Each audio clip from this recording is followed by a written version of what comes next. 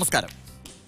അറിവിന്റെ മറ്റൊരു എപ്പിസോഡിലേക്ക് baby with little scholar in support with മലർവാടിയിലേക്ക് എല്ലാ പ്രിയപ്പെട്ട പ്രേക്ഷകർക്കും ഒരിക്കൽ കൂടി ഹാർദമായ സ്വാഗതം. ഞാൻ ഒരൊറ്റ ചോദ്യം ചോദിക്കട്ടെ. നമ്മുടെ വിജയത്തിന് ഒരുപാട് കാര്യങ്ങൾ നമുക്ക് വേണം അല്ലെ? ജീവിതത്തിൽ എന്തൊക്കെ വേണം? അപ്പോൾ എന്ത് വേണം? സത്യസന്ധത വേണം. തീർച്ചയായിട്ടും ട്രൂത്ത് അല്ലെ? സത്യത്തോട് കൂടിയിട്ട് കാര്യങ്ങളെ കാണുവാൻ സാധിക്കണം. അതാണ് പ്രധാനം. ഇലക്ട്ര എന്ത് പറയുന്നു? ആത്മവിശ്വാസം വേണം. കോൺഫിഡൻസ് വേണം. നമുക്ക് ആത്മവിശ്വാസം ഉണ്ടെങ്കിൽ മാത്രമേ ഏത് പ്രതിസന്ധികളെയും നമുക്ക് നിസ്സാരമായിട്ട് അവഗണിച്ചുകൊണ്ട് മുന്നേറാൻ സാധിക്കുകയുള്ളൂ. വേഗ എന്ത് പറയുന്നു? ഡെഡിക്കേഷൻ. ഏത് മേഖലയിൽ പ്രവർത്തിക്കുന്ന വ്യക്തിയെ സംബന്ധിച്ചിടത്തോളം ആ മേഖലയോട് കാണിക്കുന്ന ആത്മസമർപ്പണം, അതാണ് ഡെഡിക്കേഷൻ എന്ന് പറയുന്നത്. ഞാൻ ജാലവിദ്യ കാണിക്കുമ്പോൾ മാജിക്കിനോട് കാണിക്കുന്ന ഡെഡിക്കേഷൻ, പഠിക്കുന്ന മോളെ സംബന്ധിച്ചിടത്തോളം പഠനത്തോട് കാണിക്കുന്ന dedication, that's very important. Okay, Libra എന്ത് പറയുന്നു? ഹാർഡ് വർക്ക്, കഠിനാധ്വാനം അല്ലേ? വളരെ കഠിനാധ്വാനം ചെയ്തു കഴിഞ്ഞാൽ ഏത് മേഖലയിലും ഉയരങ്ങളിലേക്ക് കുതിക്കുവാൻ സാധിക്കുകയുള്ളൂ. നിങ്ങൾ പറഞ്ഞതെല്ലാം ശരിയാണ്. ഞാൻ ഒരു ചെറിയ എക്സാമ്പിൾ കാണിച്ചുകൊണ്ടിന്ന് തുടങ്ങാമെന്ന് വിചാരിക്കുകയാണ്. ഇതിനകത്ത് കണ്ടോ, ഈ ലെറ്റേഴ്സ് കണ്ടോ? ABCD മുതൽ അങ്ങോട്ട് തുടങ്ങി XYZ വരെയുള്ള 26 ഇംഗ്ലീഷ് ആൽഫബറ്റ്സ് ഉണ്ട്. ഈ ആൽഫബറ്റ്സിനെല്ലാം ഞാൻ ഓരോ നമ്പർ കൊടുത്തിട്ടുണ്ട്. 1 A, 2 B, 3 C ഇങ്ങനെയുള്ള നമ്പറുകൾ. ഞാൻ മോൻ പറഞ്ഞത് ട്രൂത്താണ്. ട്രൂത്തിനകത്ത് ഇതിനകത്ത് വന്നിട്ടുള്ള നമ്പേഴ്സ് ആഡ് ചെയ്യണം മോൻ. TRUTH ആ നമ്പറുകൾ ആഡ് ചെയ്തോളൂ മനസ്സുകൊണ്ട്. And you do one thing, confidence എന്നതിലേക്ക് വേണ്ട അക്കങ്ങളെ ആഡ് ചെയ്യണം. And you do one thing, dedication എന്ന അക്ഷരത്തിലേക്ക് വേണ്ട അക്കങ്ങളെ ആഡ് ചെയ്യണം. മോള് ചെയ്യേണ്ടത് ഹാർഡ് വർക്ക്, അതിലേക്ക് വേണ്ട അക്കങ്ങളെ ആഡ് ചെയ്യണം. സോ ഈ പേപ്പറിനകത്ത് A1 B2 3 അങ്ങനെ എഴുതിയിട്ടുണ്ട് അല്ലേ? ഈ നിങ്ങൾ പറഞ്ഞ വാക്കുകൾ, അതായത് ട്രൂത്ത്സ്, അപ്പോൾ TRUTH അതിന് കറസ്പോണ്ടിങ് ആയിട്ട് വരുന്ന നമ്പേഴ്സ് ആഡ് ചെയ്തിട്ട് എത്ര കിട്ടുമെന്ന് പറയണം കേട്ടോ. അതുപോലെ തന്നെ കോൺഫിഡൻസ് പറയണം, ഡെഡിക്കേഷൻ പറയണം, ഹാർഡ് വർക്ക് പറയണം. So add it. So truth, what's your answer? 87. അപ്പോൾ നമ്മുടെ ജീവിതത്തിൽ 87% മാത്രമാണ് എന്താ പറയുക, ട്രൂത്തിനുള്ള പ്രാധാന്യം അല്ലേ? ട്രൂത്തിലൂടെ വിജയിക്കാനുള്ള സാധ്യത എന്ന് പറഞ്ഞാൽ 87% ആണ്. What's your answer? 78. That is confidence, ആത്മവിശ്വാസം. സോ വേഗ? 84. ഡെഡിക്കേഷൻ 84% ആണ്. And what's your answer? 98%. 98% ആണ് ഹാർഡ് വർക്ക്. പക്ഷേ അതിലൊക്കെ അപ്പുറം ഏറ്റവും പ്രധാനപ്പെട്ട കാര്യം എന്ന് പറയുന്നത് ആറ്റിറ്റ്യൂഡാണ്, നമ്മുടെ മനോഭാവം അല്ലേ?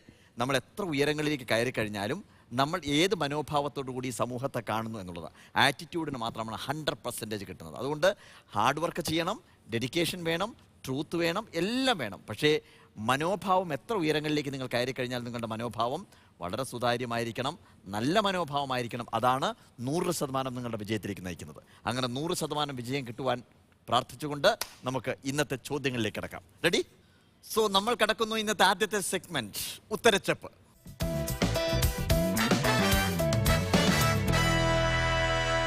ഈ ഉത്തരച്ചെപ്പ് എന്ന് പറയുന്ന സെഗ്മെന്റ് നിങ്ങൾ കണ്ടിട്ടുണ്ടാവും മുമ്പ് അല്ലേ? 8 ചോദ്യങ്ങളാണ് ഇതിനകത്തുള്ളത്. ഒരു ഗ്രൂപ്പിന് 2 ചോദ്യങ്ങൾ കിട്ടും. ചോദ്യത്തിന് ശരി ഉത്തരം പറഞ്ഞു കഴിഞ്ഞാൽ 10 മാർക്കുണ്ട്. അപ്പോൾ റെഡിയാണോ? ചോദ്യം ചോദിക്കാം. ഇവിടുന്ന് അപ്പോളോയിൽ നിന്ന് ചോദിച്ച് ഇലക്ട്രയിലേക്ക് വന്ന്, വേഗയിലേക്ക് വന്ന്, ലിബ്രയിലേക്ക്. ആദ്യത്തെ ചോദ്യം അപ്പോളോയോടാണ്. ചോദ്യം ഇതാണ്, കേട്ടോളൂ. ഗസയിലെ കുഞ്ഞുങ്ങളെ കൊന്നൊടുക്കിയ ഇസ്രയേലിന്റെ ഭീകരതയ്ക്കെതിരെ പല വിധത്തിൽ പ്രതികരിച്ച് ശ്രദ്ധേയനായ ഫുട്ബോൾ കളിക്കാരനാണ് 2014 യൂറോപ്യൻ ഫുട്ബോളറായി തിരഞ്ഞെടുക്കപ്പെട്ടത്. അദ്ദേഹത്തിന്റെ പേര് എന്താണ്? ഓപ്ഷൻസ് ഉണ്ട്.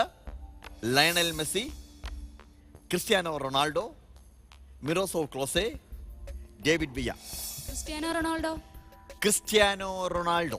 Perfect answer. The first answer. Congratulations. Very nice. So you got 10 marks.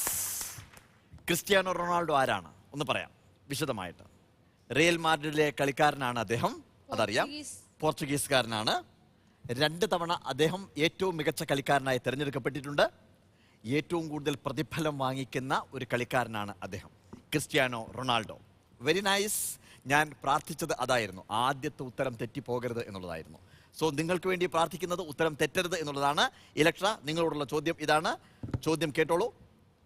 സ്വാതന്ത്ര്യ സമരകാലത്ത് നടന്ന 4 സമരങ്ങളുടെ പേരുകളാണ് പറയുന്നത്. ഇവയിൽ ഒന്നൊഴിച്ചുള്ളവയെല്ലാം ജാതീയതയ്ക്കെതിരായ സാമൂഹിക പ്രതികരണങ്ങളായിരുന്നു.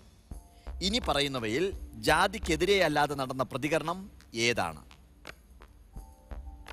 1 വില്ലുവണ്ടി സമരം, 2 കല്ലുമാല സമരം, 3 വൈക്കം സത്യാഗ്രഹം, 4 പട്ടിണി ജാഥ. പട്ടിണി ജാഥ. Perfect, very nice, congratulations. ഇനി 1-2 ചോദ്യങ്ങൾ ഞാൻ ചോദിക്കുകയാണ്, അതിന്റെ കണ്ടിന്യൂഷൻ ആയിട്ട്. മാർക്ക് കിട്ടിക്കഴിഞ്ഞു എങ്കിലും ചോദിക്കുകയാണ്. ഏത് വർഷമാണ് പട്ടിണി ജാഥ ഉണ്ടായത്? അറിയില്ല. 1936 ആരാണത് നയിച്ചത്? AKG ആണ്. AK ഗോപാലനാണ്. എവിടെ നിന്ന് എവിടത്തേക്കായിരുന്നു പട്ടിണി ജാഥ?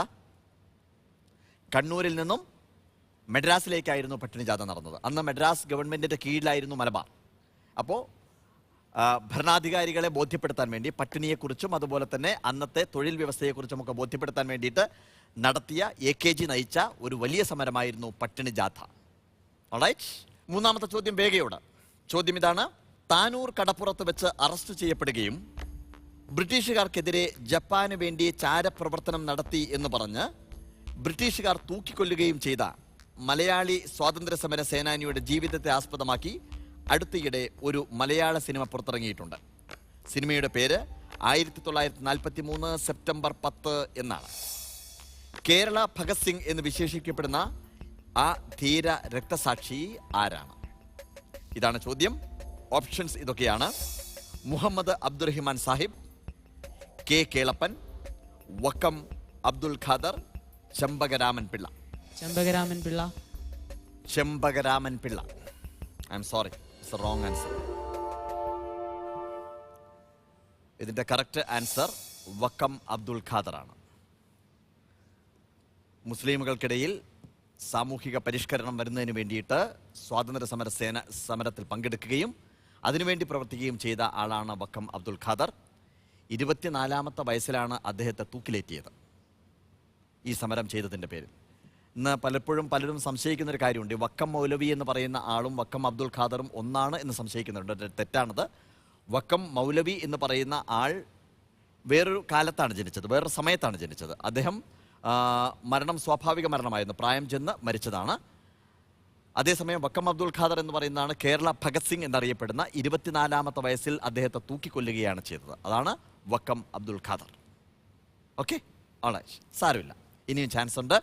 So Libra, your choice.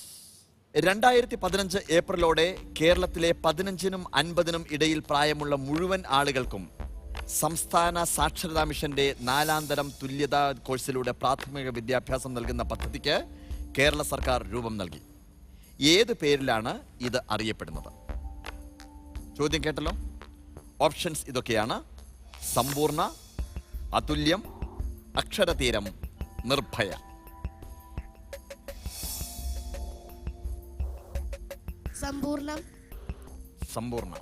സമ്പൂർണ്ണ എന്ന് പറയുന്ന ഉത്തരം തെറ്റാണ്.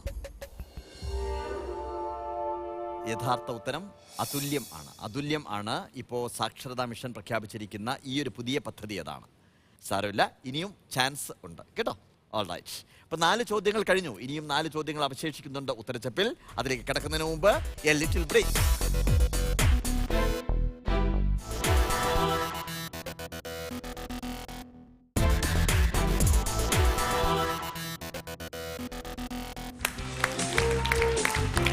Once again, welcome back, Baby with a Little Scholar in support with Malarwadi. നമ്മൾ 4 ചോദ്യങ്ങൾ കഴിഞ്ഞു ഉത്തരച്ചപ്പിൽ അല്ലേ? So ready? Apollo next question ഇതാണ്. ഇന്ത്യൻ മതേതരത്വത്തിന് ഏറ്റ മുറിവുകളിൽ ഒന്നാണ് ഗാന്ധിജിയുടെ വധം.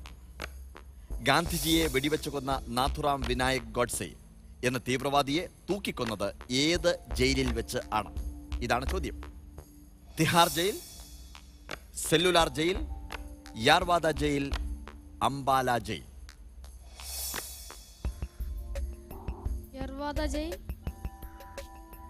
യാർവാദ ജയിൽ എന്നത് തെറ്റായിട്ടുള്ള ഉത്തരമാണ്. യാർവാദ ജയിലിന്റെ പ്രത്യേകത മഹാത്മാഗാന്ധി അറസ്റ്റ് ചെയ്യപ്പെട്ട് ജയിലിലാക്കിയത് യാർവാദ ജയിലിലാണ്. അതാണ് യാർവാദ ജയിലിന്റെ പ്രത്യേകത.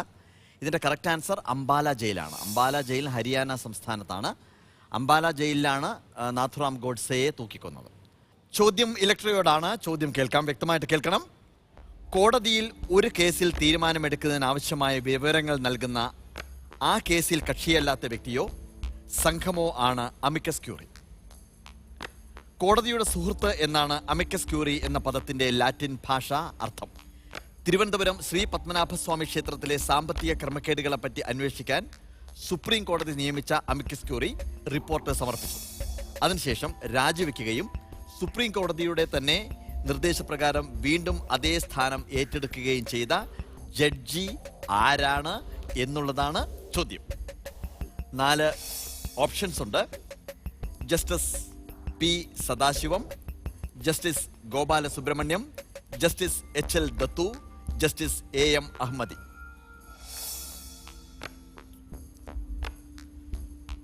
Justice Gopal Subramaniam. Justice Gopala Subramaniam correct answer ആണ്. Congratulations, very nice. അടുത്ത ചോദ്യം വരുന്നത് വേഗയിലേക്കാണ്. ചോദ്യം കേൾക്കാം. സാധാരണ ജനങ്ങളെ സംബന്ധിച്ചിടത്തോളം ഏറെ സഹായകമായ ചില നിയമങ്ങളും അവകാശങ്ങളും അടുത്ത കാലത്ത് കേന്ദ്ര സംസ്ഥാന സർക്കാരുകൾ കൊണ്ടുവന്നിട്ടുണ്ട്. ഇനി പറയുന്ന അവകാശങ്ങളിൽ ഒരെണ്ണം കേരള സംസ്ഥാന സർക്കാർ രൂപം കൊടുത്തത് ആണ്. ഏതാണ് അത് എന്നുള്ളതാണ് ചോദ്യം. 4 നിയമങ്ങളാണ് ഞാൻ വായിക്കുന്നത്, ശ്രദ്ധിച്ച് കേൾക്കണം. സംസ്ഥാന ഗവൺമെന്റ്, കേരള സംസ്ഥാന ഗവൺമെന്റിന്റെ നിയമം ഏതാണ് എന്നുള്ളതാണ് ചോദ്യം. വിവരാവകാശ നിയമം, വിദ്യാഭ്യാസ അവകാശ നിയമം, സേവന അവകാശ നിയമം, സ്വത്തവകാശ നിയമം. ഇതിലേതാണ് കേരള സംസ്ഥാന സർക്കാർ രൂപം കൊടുത്ത അവകാശങ്ങൾ? സ്വത്തവകാശ നിയമം. സ്വത്തവകാശ നിയമം എന്ന ഉത്തരം സെൻട്രൽ ഗവൺമെന്റിൻ്റെതാണ്. അതുകൊണ്ട് വേഗ പറഞ്ഞ ഉത്തരം തെറ്റാണ്. യഥാർത്ഥ ഉത്തരം എന്ന് പറയുന്ന സേവനാവകാശ നിയമമാണ്. നമ്മുടെ സംസ്ഥാന സർക്കാർ നിലവിൽ വരുത്തിയിട്ടുള്ള, ഉത്തരവിറക്കിയിട്ടുള്ള അവകാശ നിയമം. ഇത്തവണയും മാർക്ക് പോയി അല്ലേ? സാരമില്ല. ഓക്കെ, ഇനി ലിബ്രയോടാണ് ചോദ്യം. ചോദ്യം ഇതാണ്, ശ്രദ്ധിച്ച് കേൾക്കണം. ഒരു കുടുംബത്തിൽ ചുരുങ്ങിയത് ഒരാൾക്കെങ്കിലും ബാങ്ക് അക്കൗണ്ട് ലഭ്യമാക്കാൻ വേണ്ടി കേന്ദ്ര സർക്കാർ ആവിഷ്കരിച്ച പദ്ധതിയുടെ പേര് എന്താണ്? ഓപ്ഷൻസ് ഇതൊക്കെയാണ്. Jan Dhan Yojana, Jan Dhan bank, Jan Dhan account, Jan Dhan Bodhana. Option A Jan Dhan Yojana.